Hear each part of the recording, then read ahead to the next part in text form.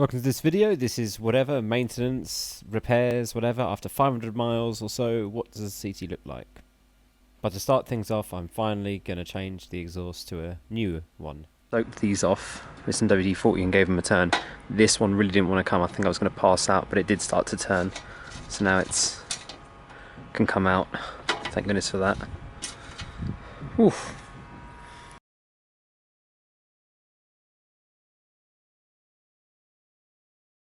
Just a bit of difference between the old and new. See, the old one here has some holes. All the patches came off. Wow. So a weekend riding, all the patches came off. Useless. Right, let's put the new one on.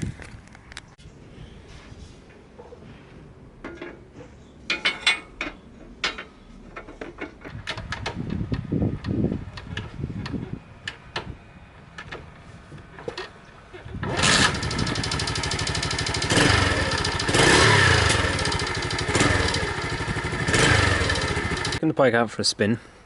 Just need to put all this heat shielding back on now. It was tapping a little bit, and I'm not sure, as it warmed up it went away, so maybe it hadn't quite sealed there and just needed a heat cycle to get rid of that tapping. But something to keep an eye on. And I need to locate some new bolts because I lost bolts for this fairing on my trip, on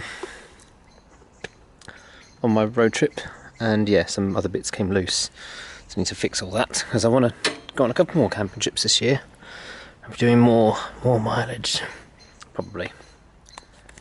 All done.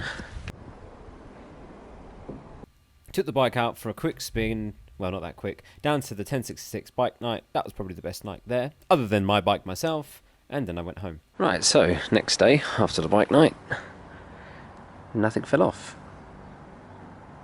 It's pretty good. This little bit of it's just to stop this from vibrating because it makes a noise. So other than that, new exhaust works well. That didn't fall off, even though it's missing a big bit of the bracket with a couple of washers crushed in. Yeah, it's not going anywhere, so that's alright. And this bike, we worked out what its MPG is. 100 miles to a gallon, roughly. 100 miles to 4 litres, approximately. Pretty good. The last thing I need now is a new seat, and I should have one of them coming hopefully for the next month or two. Yes, these parts are very hard to find sometimes, and it was cheaper to get a seat rather than getting this one redone, but I might get this one redone at a later date. Use my bolts. I lost a few bolts, and I lost one bolt in here. So what I'm going to do about that? The bolts in these are tiny. They're absolutely tiny in these. Oops. So, quite a small bolt. One of these, it's a size guide. I can put the nut in there so you can see it's an M6. An M6 bolts, isn't it? Yep, M6.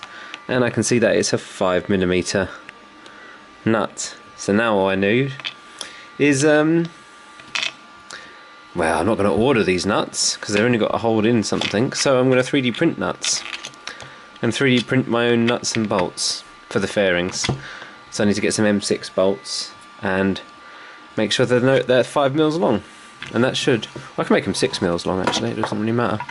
But yeah, I can custom make the bolts to the correct size, and as it's only holding in a plastic fairing, it won't matter. How cool is that?